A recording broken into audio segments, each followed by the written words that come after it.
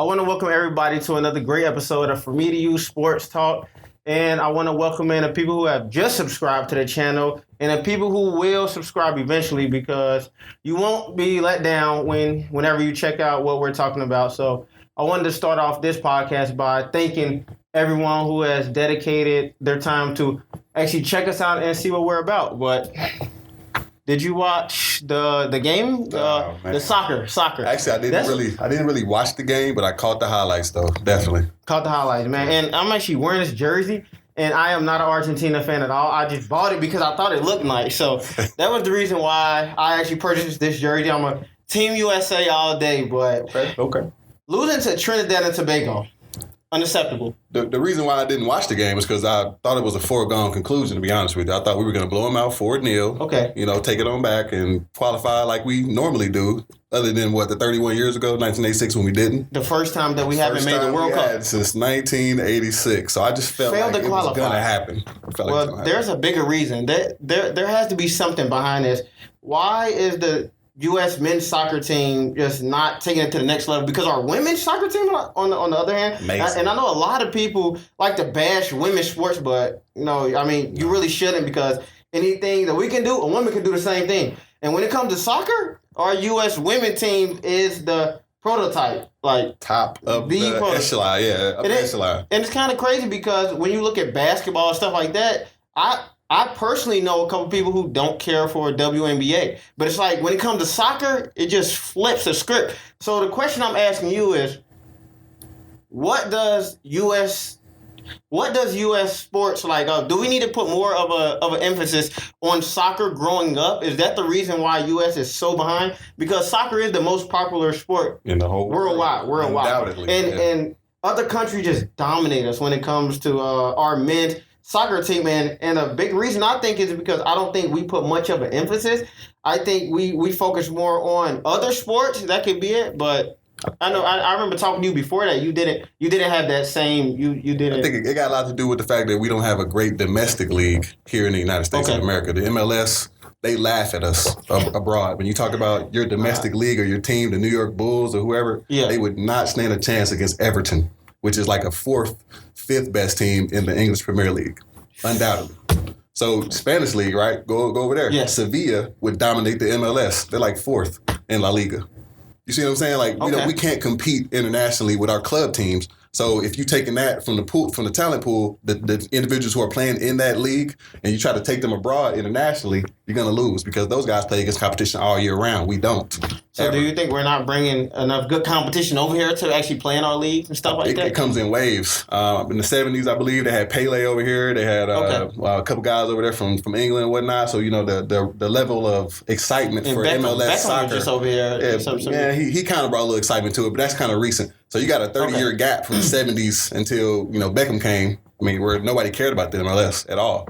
And the teams didn't get any better. The talent pool didn't get deeper. So what do you got? What do you got? You're right about that. So I think we need to focus more of an emphasis. But you're saying that everybody is just head and shoulders better than us. And do you think that there's a way for us to actually bridge that gap at all?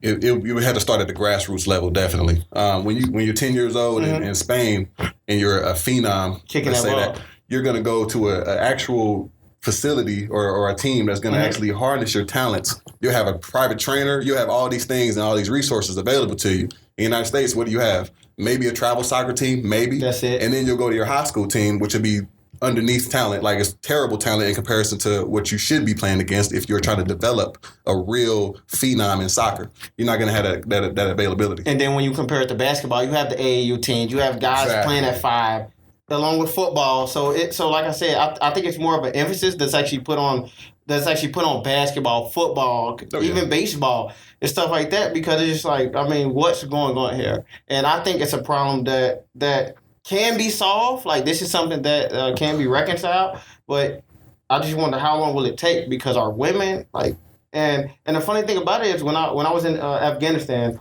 for those of you who don't know, I served in the military 4 years, and he also served in the military as well. Yes, sir. I was in Afghanistan in 2014.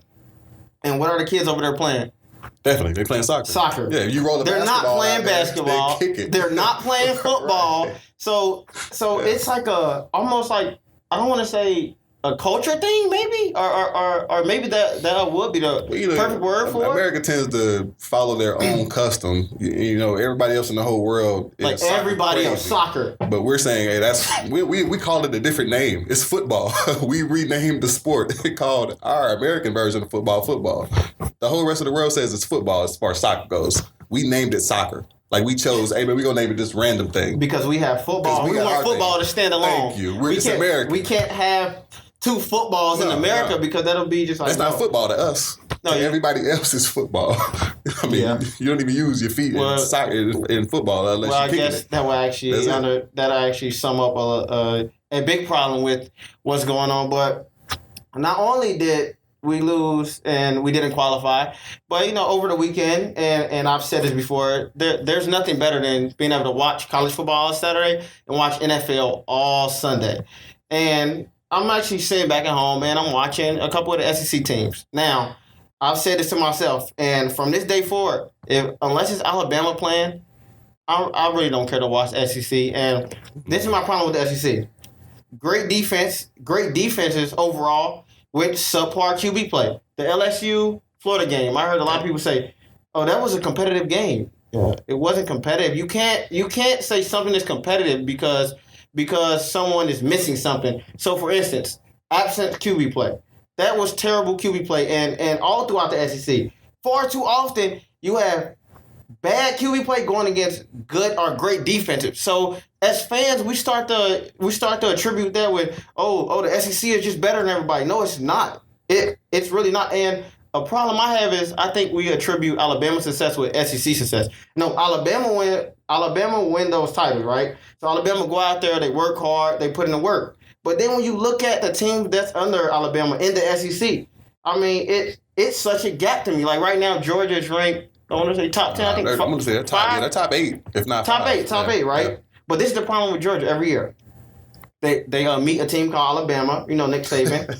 And after that, it's just like, what happened? Their season, they actually they start out up here, and then their season just dwindles down. LSU, me and you done talked about this, right?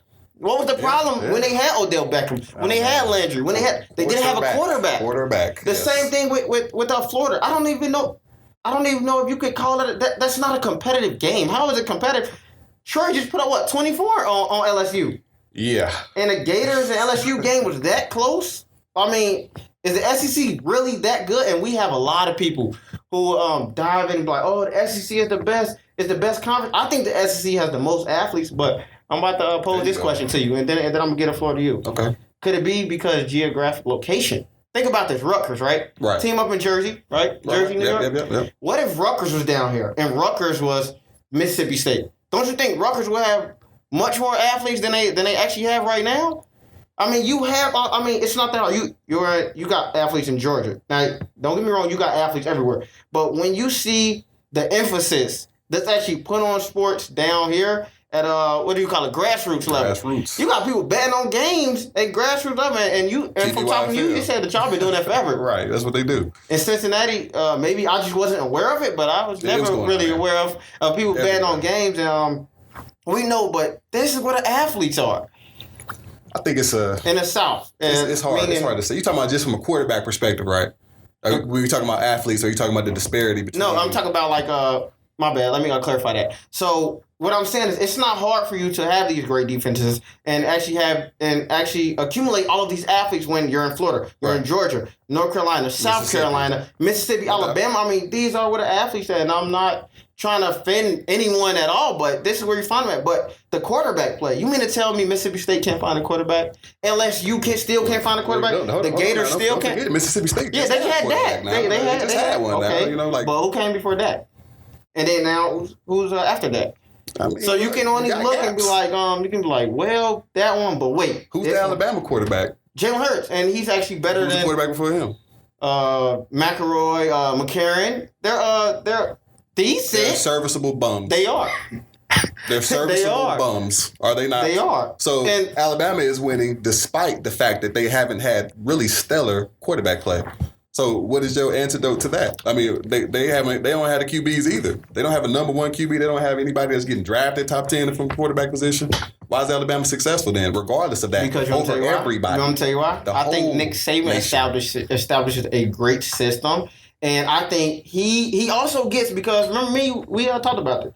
When Nick Saban goes out and coaches and recruits, he has 4 or 5-star defensive linemen probably, or maybe 3 4-stars, and then I mean maybe 5-star. maybe 3 5-stars and 1 4-star. So he's getting the best players to actually plug and play in his system. And when I was actually working at Jimmy Jazz, I actually asked a receiver who played for Mississippi State. I was like, what's up with y'all in Alabama? He was like, it wasn't that they were better than us, but they just executed on every down, and they paid attention to detail. So that's another problem. But when we look at Florida, they had Tim Tebow, but now what? They went through so many quarters. And the funny thing about Florida, Newton too, but you're right about that. Yeah, the funny thing about Florida is they've had number 1 recruits come in, top 3 ranked quarterback. Yeah, top 3 ranked quarterbacks come in. I actually had to find it. Say number 8. He was number 8. I know somebody's out there watching it. Somebody Greer. Not Greer. No, not Greer. I gotta find it. No, not Del Rio. He's number 8, and I don't have service, or I would be able to tell you what I'm talking about. Man. But you know what? While I'm editing this video or whatnot, I might actually find that in and actually plug that in there or whatnot. Okay. Like plug it in the little subtitles or whatnot. Let y'all know. But they've had quarterbacks that come in, and then again you gotta think about it. It don't even really matter about having a top 5 quarterback out of high school, because we know Johnny Manziel wasn't. And we've seen what Johnny Manziel was able to do on a college level. Yep. We know a lot of quarterbacks and a lot of players are not top tier, I guess, in the media eyes, whoever's ranking these guys, and they still make it, and they come from nowhere. Ndamukong Suh. Oh, yeah. Although that's a defensive tackle. I know I'm talking about quarterback. Aaron Rodgers, remember Aaron Rodgers said, I wanted to go to Florida State. But the whole recruiting and how everything like that goes. Now you look back years, you're like, man, I could have Aaron Rodgers on my team. Oh my God! You imagine Aaron Rodgers at Florida State? Yeah, they might not ever lose. Yeah, that would have been crazy because he was actually good at Cal. But the whole SEC thing is like it's bad to me. The best conference is the Big Ten from top to bottom. I think the Big Ten is the best conference. Whoa, man, what about the ACC? AC is good. What about the ACC? Are we talking about from a team perspective when you say best conference, or are we talking about... When you look at personnel. Talent? No, I'm not talking about... Because that wouldn't even... That would be a landslide. Okay. SEC, of course. Okay, cool. When it talks about you can look at the Buccaneers, Alexander from LSU. And a couple other guys. I think you're turning this issue into more of a personnel issue, and I think it's more of a coaching, more of a developing the player issue, I think, because we already talked about as athletes in these southern states, especially where the SEC is, right? Get a quarterback. But let's check me out. It's a lot of quarterbacks that come out of these places that look like me. Let's get into that a little bit. Look like me, but then they change their position, or they say, hey man, we're not going to have you at our school offering you at this position, so you can come play wide receiver for us. Deshaun Watson got turned down a few times. I mean, we talking about that. So he goes to Clemson when he's from Georgia. Why doesn't Georgia get Deshaun Watson as their starting quarterback? That doesn't make any sense. Who did they have at the time? Doesn't matter. It don't matter. It's Deshaun Watson. Yeah, now it doesn't matter. He broke every record in Georgia State high school football and won the championship. They're number 11 his junior at the time. And his senior year. What else he got to do? What else that man got to do to get a shot That's in a good Georgia? Question. I mean, that's actually a very good response that you came back with, because we know that a lot of guys get their position changed, just like you were saying, like, oh no, you're 6'1", 6'2", you're fast as lightning. Now I'm surprised Lamar Jackson. You're right, or you're a receiver. I'm surprised Lamar Jackson. And I'm actually glad that he had a chance to play. Why he got to go to Louisville? He's from Florida. You can't tell me Miami couldn't have used him. They could have. I say right now because he's much better than Brad Collier, whatever Collier guy is there.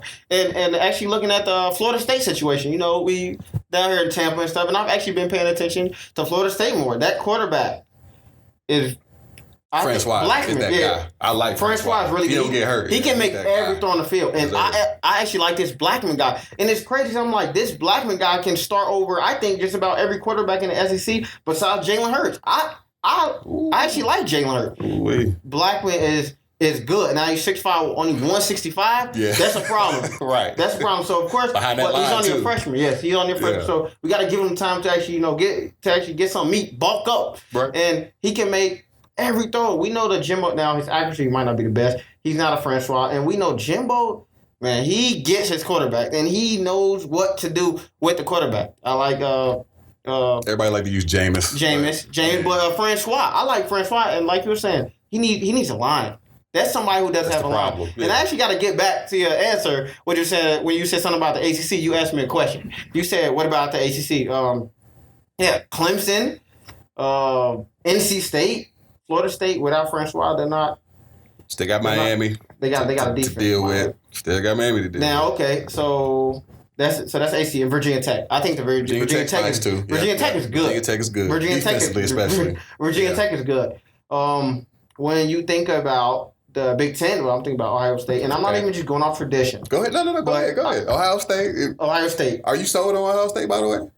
I don't care for JT Barrett. I've always said that. I don't care for JT Barrett. I like that. And I've said this. The only reason they beat Alabama was because Urban Meyer dumbed the playbook down for Cardale Jones. He was smart, and Urban Meyer was like, well, I'm pretty sure you can't read, because he knows, like, every coach knows what, or I'm not going to say knows, but every coach should know what they have in that locker room. He was like, well, this is what I'm going to do for Cardale Jones. You what, 6'5", 6'6", about 200-something pounds? So this is the thing. Alabama's a tough defense to go against. Now, I'm not going to ask you to make all these crazy reads. So when you don't see Smith open, and when you don't see, and when you can't dump it off to Zeke, I want you to run the ball. And them boys did not want to tackle him. Yeah.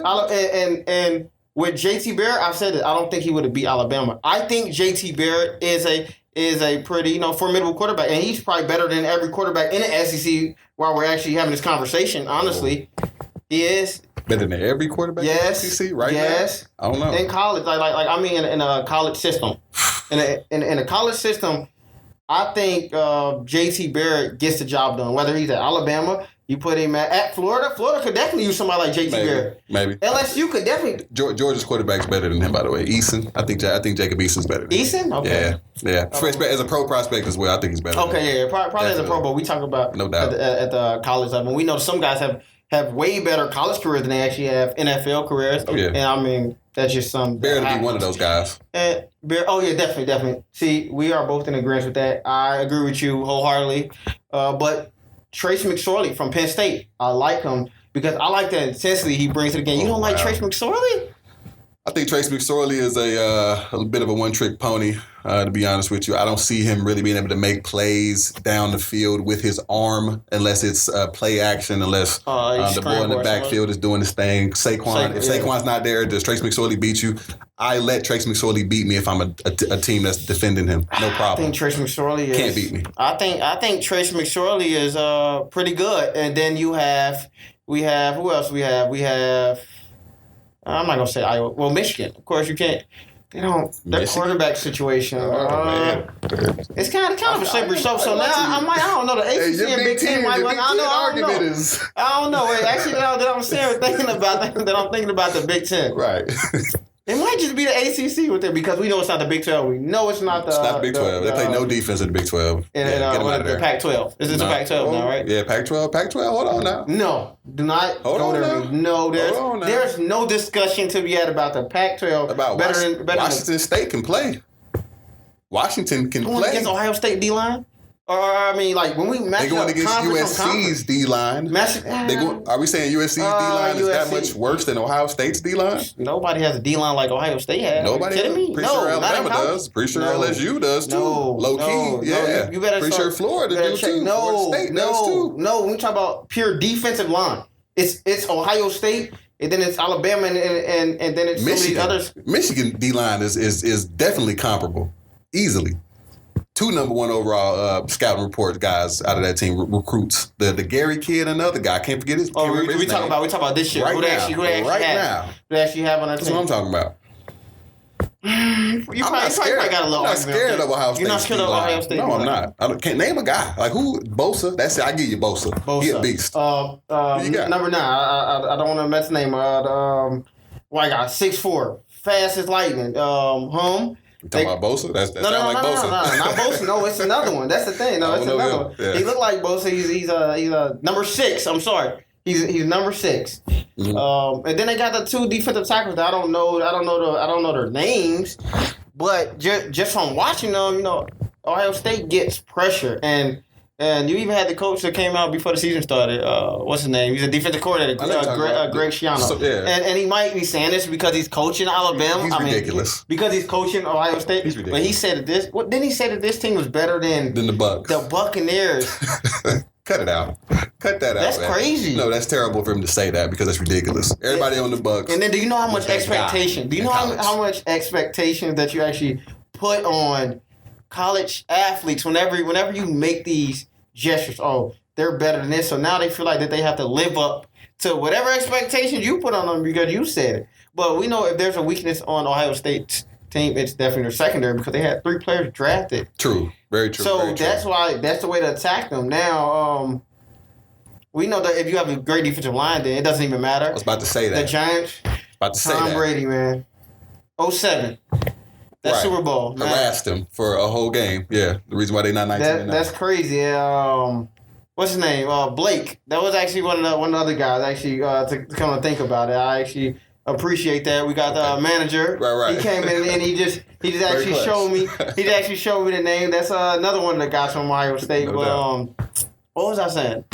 I was saying something about Tom Brady in the line. Tom Brady in the if you have a great defensive line and a pass rush, you can sort of negate the fact that you don't have a good secondary. Yeah. Which Ohio State did not prove when they played against Oklahoma. Oklahoma destroyed them in every facet of the game. They ran the football effectively on them, which kind of negates the whole D-line argument as well. And they were allowed to throw it as well. I mean, this guy's back here dancing. What's the white kid's name that plays quarterback for them? Really good. Baker Mayfield. Baker. He danced. How you feel about it? How you feel about Baker Mayfield? A little cocky for me, but I like the way he plays. I like the way he plays, though. So did you not like when he took the flag and he put it right in the middle? You don't like that? No, I don't. Why? That's showing. If you don't want me doing it, don't let me do it. Yeah, beat me. True. But how many times have you seen that happen, especially when it's not somebody who's like him, do that and they're seen as arrogant. They're seen as, hey, we can't have this in college football. We're going to have to talk to this kid. How many times have we seen that before? Where it happens. The Cam Newton. They was mad at him. They didn't like every time he did anything. He danced. If he looked at you wrong, they were like, man, this guy's arrogant. We don't like this guy, Scam Newton. But don't let him do it. And that's always my biggest problem. If you don't like one, because remember when NC State just beat Florida State, right? The guy went, okay, he probably went too far. He actually spit on the logo, but it's like I'm showing you, like I don't care about you. Right. Now I'm sorry. Wait, Chubb, hold on. Let me rewind. Whoa, I talk about Ohio State D line. You talk about NC State defensive line? Problem, man. So I gotta. See, I just actually called myself because I was going, wait, now NC State got a D-line that's pretty comparable to Ohio State and just might be better than Ohio State D-line. So I had to, catch my own stuff as we talk about that. But with a Chubb guy, if you don't want him doing it, don't beat him so he doesn't even have the pizzazz. So he doesn't even have the even when he did that, right, they came out and said something to him about that. Right? He got backlash from that. Where's the backlash from this kid? From him putting the stakes down and doing the flags and all that? No. Some people said. Man, it took him to get arrested for them to actually come back on. And he's still the quarterback. After that old fiasco with him being drunk and talking all that craziness to those cops and all that. But they don't even talk about that no more. That happened this summer. That just happened before this season started. Yeah, that's him. Baker Mayfield. I'm just saying, make it even then. If he's allowed to do that, then let everybody do it. And don't nobody have nothing to say about it as far as from the media perspective, from the school's perspective, from the NCAA perspective. But that's her job. They're trying to make a story out of something. Somehow, some way you have saying something about these kids doing these things too. But they're not saying something about him doing his thing. That's why I don't like it. Great point. If it's the same, then it's the same, but it's not. It's not. Great point at all. But throughout all this talking and stuff like that, the SEC, how do you feel about the SEC right now? Down, man. It's all the way down. And I'm a Mizzou fan. I'm from Missouri, as y'all know. So it hurts me to say that. When we first joined the conference, it was at its height. Oh, man. It was, 2011, 2012, you could not make an argument that SEC was not the best conference. You were asinine if you were making that argument. But now it's all the way in the dirt. And there were a lot of guys. Golly. There were so many guys that were like, the SEC is this and that. And I think a lot of people are still living in the past. But you have to let the SEC stuff go because the SEC is just not that dominant. We seen Michigan and Florida. But Florida State didn't. Florida State, I'm sorry. Michigan and Florida. The Gators didn't. I don't think they scored a touchdown. On offense. It was all offense. They were two touchdown interceptions, I believe. Interception returns. Yeah, and it was like, but these are the Gators we're talking about. And Gators Urban been down Meyer for a long time. Urban Meyer said, "I'm going on y'all." Urban Meyer, like I said, he probably. Now I'm not trying to say that Urban Meyer didn't have any health issue. I'm not saying that, but man, that came at the right time because he waited for the perfect opportunity to open up to it, and he got to go because he's from Ohio. You know what that was about though, a little bit. At least my personal opinion. Oh, Tebow gone. The scandals came. All of the scandals started coming. You don't remember the spikes and all them those scandals that came as a result of that? Like Brady Spikes that played for him? Yeah, giving people money, all of that stuff started happening. They got sanctions. You know, remember that type of stuff? I didn't. Oh, all that stuff was impending. It's similar to the Pete Carroll situation where he's at USC and then he's like, hey, stuff's about to come down. I'm out. He left him high and dry. I'm out. He left him high and dry. That was a dynasty right there. And speaking of Pete Carroll and USC quarterback, Matt Leinart. Matt Barkley. They compared Matt Barkley to Tom Brady. They compared Matt Barkley to Tom Brady. He came in from Mater Dei over in California. Yeah. They produce a lot of Jimmy Clausen's and a lot of Matt Barkley. Now he's backing up someone. Another guy who Colin Kaepernick, but he's better than him too. Colin Kaepernick deserves a job. He's actually better than him. But SEC. I'm sorry, USC. And just to see the teams that Pete Carroll and them guys have to put together. So when you actually see what Pete Carroll did, and then you look at a team like Alabama, is it hard for you not to put on it like, man, what are they doing? Are you wondering? Are you one of those guys that sit back like, man, he has to be doing something? Or are you just like, it's Nick Saban, and guys want to go play for Nick Saban? You want to believe that it's just all Nick Saban, and you want to believe that he's getting these players based on his merits, but everything that's evidence-based that we know about the NCAA. Oh, man. Money talks. Everything else walks. Pitino told us. We know that, though, right? From what we all have seen, you can't just create... And if you do come out of nowhere, usually it's some sanctions involved. Like when Miami first started coming out, it was like, hey, man, y'all not supposed to be those guys. Like, y'all not a blue blood institution such as a Oklahoma, a USC, you know what I mean? The ones that we all expect. Notre Dame's, right. Even though they've been cheating since cheating was an accepted term for what they're doing now. Like, they've been doing this since the 50s to 40s. But do you think everybody's probably doing a little something? Yes, everyone's doing something. To get someone. And you know what's funny? Because I was actually, another story, I was working at Jimmy Jazz. I seen a guy come in there. And I don't know what his title was at all. But I'll tell you this right now, he didn't have any kids on the team. And he came into the store, and he was like, yeah, I got this guy's mom with me, this guy's mom with me, this guy's mom. So I'm like, I'm just thinking, I'm sitting there, I'm like, he was like, yeah, I'm about to take one of these other players from this school, and I'm about to send him to Bama. I'm like, how are you doing this? You don't even have any kids. So he's the middleman. Right. And this is a guy that I don't even know his name. And I wouldn't even want to throw him under the bus if I did know his name like that. Nobody knows his name probably. Yeah, nobody knows his name. But it's like, this guy just... He's like chauffeuring the mom from Alabama around, and he's taking them through the mall. And I don't know what was going on, if there was anything at all, but somebody, like, I think everybody had their hand in on a little something. Rick Pitino to take all that money. Well, 1.5 million? That's a thief. Yeah. Well, that's a thief. I can't say he's a thief, man. But he probably was, and he was sharing it with some of the... Maybe. We were sharing it with some of the students. I can't say he's a thief, though. The reason why I can't say he's a thief is that's like... how can you condemn a person who's in a system that, by definition, is wrong? So you think Rick Pitino even realized, like, man, I'm about to get my cut. Y'all over here screwing is wrong. They're wrong on every level at what they're doing, how they're exploiting these kids, how they're making massive amounts of money, and these kids are not getting anything other than a education, which we know can be stripped from you every year on a scholarship basis. It's renewed every year, by the way. It's not, you don't get 4 years of free education just because you can play ball. You surprised me with that. I didn't you can look that up. Anybody who wants to look that up, that's the thing. If you perform badly one year, we can pull your scholarship, sir. So, a student athlete, or are you an athlete student? NCAA is a lie, period. It's a lie. And I know it from firsthand experience. It's a lie. So, that's what it is. You know what's funny? I was actually,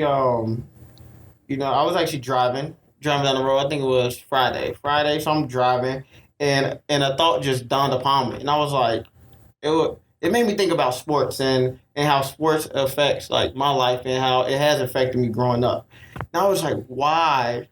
And maybe this is a culture thing. No, I can't even say a culture thing, because if you look at those guys like Spain or wherever else, if their soccer team loses, it's riots. Those guys go out there and not for everybody, but those soccer fans, it's like smoke in the city, right? I don't even know if I would even want to like if U.S. was to go play one of those teams over there. I don't even know if I would even want to have a U.S. jersey on and U.S. was to beat Barcelona, any of those other teams like that, because it might be bad for me getting out. I might not make it out of there. But why is sports such a big factor in our daily lives? I remember when the Patriots lost the Super Bowl to the Giants. I was like, Mom, do I have to go to school? She said no.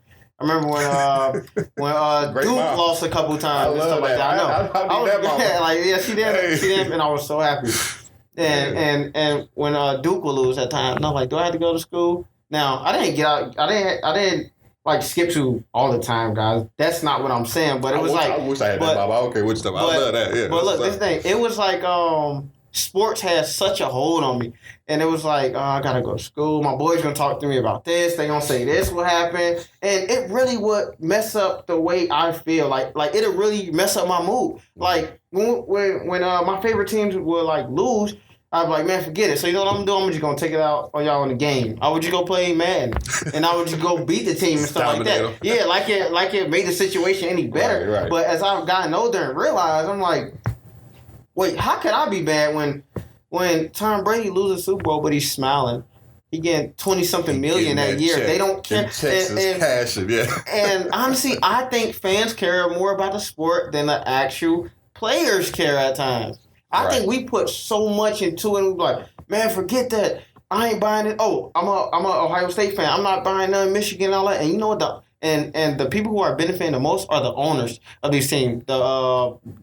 Like, not the owner of Ohio State because they don't have a private owner, but, you know. NCAA in general. The NCAA. Oh, so you know what? I'm about to go get every memorabilia of every running back that has ever played at Ohio State, and I'm going to go get all their jerseys, and these guys are making so much money, and they're playing off of your hatred for other teams and how much you love the sport. Like, I remember the guy from Auburn. Remember he poisoned a tree. Oh, no, the guy from Alabama. Yeah. Poisoned. I think it was the oak tree. It's the tree. Yep. And it's like, come on. It's not that serious. It's not that serious. It's just a sport. At the end of the day, now I go at everything the same way. Like even for prepping for the podcast and stuff like this, like I look at everything as trying to be better than the last time I did it. So I want to win at every aspect. Right. And when I mess up, you know, there's always room for improvement, but I'm harder on myself than anybody could like ever be on me. So I already know the things I need to work on, and I brought that same aspect to sports. And I'm pretty sure you probably a guy that's like really competitive. It's just something that's like,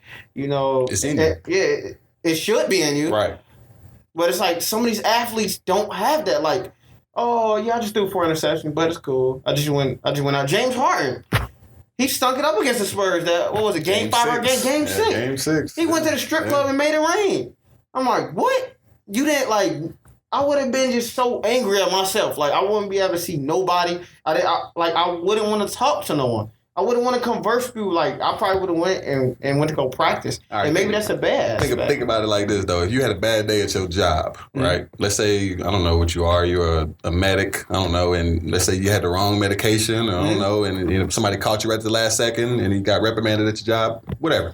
You went home. Would you take that home with you and would you dwell on that forever? Or would you be kind of okay because the check's still going to clear at the end of the day? Now, let's multiply by like 100,000 with how much money you're going to make. It's for if you're an NBA basketball player. Are you really going to care about how many shots you missed if they're going to pay you $18 million this year, regardless of how many shots you make or not? No. Like, really? And that's the problem. I think it's done. The business aspect now overshadowed It is a business, though. The real exposure and the real, you know, I want to say fandom. I want to say, but it's not overshadowed the players. I would say like aggressiveness because some guys don't care. They'll go out and stink it up like so.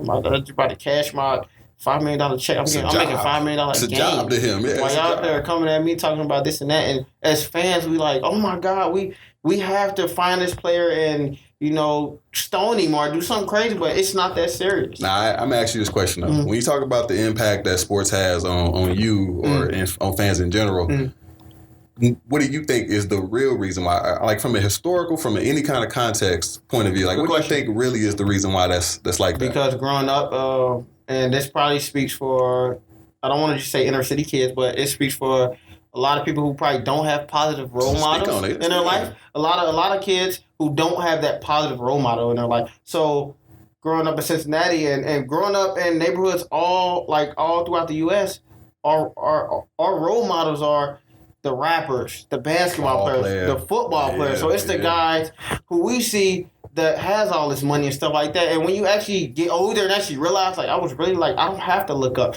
to LeBron James. I see Oprah doing something. I see Steve Jobs. I see like there's other people that you can find inspiration from. Right. And I was actually talking to my cousin about this. He was like, well, how can you tell someone who mom is on drugs, father is on drugs, to actually find a positive role model and find any light in the situation? And I said, I know it's kind of hard to say, but you still gotta, you still have to be strong at the end of the day. And if there's a will, there's a way. Just because your family members, like your immediate, your mom, your dad, probably, I'm not gonna say isn't worth anything, but just because they aren't the ideal role models, don't mean you can't look up to an aunt. Don't mean you can't look up to your best friend. Don't become your own role model. Yeah, right. and that's the biggest thing. I think from growing up, we channel so much like, oh, I want to be like this. I want to be like Mike. And I know a guy that's a kid is like 4. His favorite player, Michael Jordan. Jordan. You never saw Michael Jordan play. How is your favorite player, Michael Jordan? Like, what are you talking like? But he's Jordan down from head to toe. And that's another thing that I feel has really, this whole Jordan situation. And I respect Jordan. I was once a guy, like, I've always had Jordan my whole life. So I was never the one to go run and go get every Jordan. Like, that wasn't me. No. But what is up, by the way, yeah. What is up with this? Oh, I have Jordan, so now I'm popular. That makes me feel good. And I think a lot of people just put so much emphasis on having a Jordan on their feet, and it just makes them feel like this. Like, it makes them have just the most self-esteem in the world, and it really shouldn't be like that. And that's something that seems like to get passed down from generation to generation to generation to generation. And one thing before I let you go, because I'm about to let you go, I know I've been talking to a lot of guys. You good. And speak on it. Very knowledgeable, and I'm going to let you go. But one thing that I can speak for is, instead of me spending $250, $200, every month, Jordans come out every week now. Every week. Instead of doing that, I start investing in my own self, and I start putting that money towards something that, like, in myself, and I can get a positive investment out of it instead of buying shoes. And I'm not telling y'all out there, don't buy shoes. Buy your shoes, but make sure that you're investing in yourself too, and don't lose yourself like in the whole process, because everything is a process. So whether that's from me getting a MacBook, stuff like that, and whether that's from me getting Adobe and learning how to edit, whether that's from me networking with Stan or networking with the manager and everything like that. Yeah. And just making sure that we get a place to actually record and just put in the man hours. Don't lose yourself in the process. And make sure that you invest in yourself. Man, when we're talking about the historical context of sports, though, I was going to take it a little deeper than that. Okay, go ahead. As far as like when we grew up, because it's been like that since I could remember. Man, every society has had some version of what we call sports now. Okay. That was used basically as a great way to distract the general populace. You can go back to, as far as you want to go back, Roman times. You can go back to Aztecs. They had a game where it was sort of similar to football. They kind of mixed together like basketball as well. Mm-hmm. The losers tended to die, though. They sacrificed them, whatever. No doubt. The Romans, what they have, the Olympics. They had the gladiator battles. You didn't care about how much you were getting taxed, or you didn't care about the rules that whoever was in power at the time had, because you were worried about who was going to win the next gladiatorial battle. Like, that's what you were worried about. You were worried about who was going to be the fastest guy when we had the Olympics. That's all you cared about. Similar, fast forward 2016, 2017 now, right?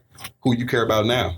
You care about who's going to win the Super Bowl. You care about who's going to be the team that's going to go to the NBA Finals. You're not worried about the policies that maybe Donald Trump or whoever the case is in power is kind of sneaking in under the back door. And you're like, oh, man, I didn't even realize that they all of a sudden passed this mandate, because you're so worried about sports. Sports has overtaken everything as far as your life goes, and even determining your self-esteem to a certain extent, because you attach yourself to these teams as opposed to being like, man, what really matters in life? That's true. What really matters in life? Sports? No, not really.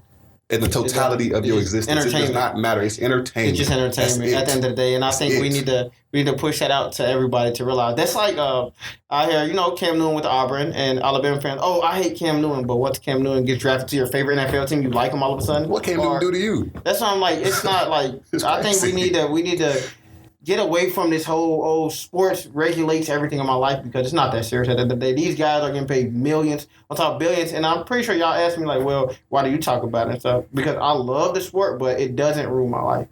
It doesn't. Exactly. And there's a million things that I could have done, but of course I chose to follow my passion. That's to talk about sport. People ask me, do you play? Nope. But I'll sure talk about it. That's what I do. Most people that do talk about sports ain't never played in the first place. So, we see that all the time on television. I have played, but, I'd rather just talk about it. And before we get out of here, you actually made a good point about the Romans or whatever, or the Greeks. Right. And I sit back and I look, I say, why do we even cheer on football this much? Like, when you look at the game of football, those hard hits is what get us out of our seat. We cheer. And we applaud that when guys are out there suffering from CTE from these hits. The barbarism. Yeah, we love it. It's like, we love this, but it's like, this sport is dangerous. And it's like, kick returns. Oh, he got clothes on. Oh, the game is soft now. Like, no, the game never should have been like the way it was back then. Anyways, like, you have guys who can't walk and talk no more. You have NFL players. I seen a test. It was out of 111 players, 110 had CTE. Right. People still don't pay attention. Like 99.9, yeah. And people are like, oh, no, it's not from playing football. It's from this and that. So we're always trying to find different reasons for like why the CTEs and stuff like that happen. Now, I do support football, but I think it should be safer. And I think they are making strides to protect the game. But then again, when you do that, you tell them to hit them low. Now you got people's knees being blown out. So anytime you get into that argument about playing football, I play football, as we already discussed. It's kind of a silent contract that you sign with yourself and with the game, to be honest with you. You have to understand that you're putting yourself in great bodily harm. It's risk versus reward. Now, if you're not going to make nothing out of this sport and you just playing it just to be playing it, I would suggest you stop. If you think that you really have the capability to make a life out of this sport, then do your thing. But understand that it's no guarantees in this. Understand that. Nobody owes you nothing in the game. The game is going to be the game. You have to find your way in it. And I think when you take it from that level, you understand that you can't necessarily throw all your eggs in one basket unless you really down to commit. Like, if you have to be okay with getting your head busted and all we talk about CTE, you got to be okay with that if you're going to play the sport. Otherwise, you waste your time. Makes sense. Period. Makes sense. That's actually, you just summed it up good. So the field is for warriors out there. And if you're not willing to go out there and, I guess, risk your life for it, but I still don't really agree with that.